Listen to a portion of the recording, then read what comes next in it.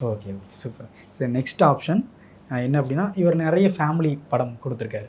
அதான் நம்ம supreme star தானே சொல்றீங்க. கரெக்ட்டா சொல்றீங்க. சார். ஸோ நீங்க நேர்ல போய் மீட் பண்ணும்போது இப்போ சொன்னீங்க இல்லையா, நெறைய ஷேர் பண்ணீங்க. அவர் நெனச்சிருந்தா ஒரு பைட்ஸ் குடுத்துருக்கலாம்.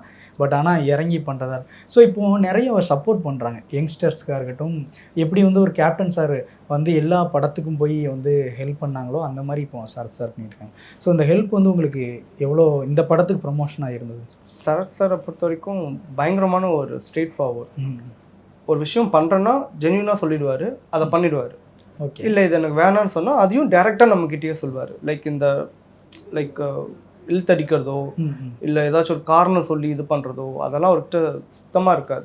ஓகே. அண்டு பார்க்கறதுக்கு ஒரு மாதிரி நாட்டமையில் வர அந்த ஒரு வெறப்பு இருக்கும். ம், ம். ஆனால் கிட்ட போய் பேசும்போது அவர் பயங்கரமான ஹியூமர் சென்ஸ். ஓகே. கலாய்ப்பார், பயங்கரமாக கலாய்ப்பார். ஏதாவது கலாச்சாரம் உங்கள அதெல்லாம் நிறைய நடந்திருக்கு. லைக் சொல்ல முடியாத. ருத்ரன்ல நான் அவனும் ஆமா, ஆமா, பண்ணுவோம் இல்லையா. ஸோ ஷூட்டிங் ஸ்பாட்டில் நாங்கள் எல்லாரும் கொஞ்சம் ஒரு மாதிரி நைட் ஷூட்டில் ஒரு மாதிரி டயர்டாக வரோம்னா திடீர்னு மைக் எடுப்பார்.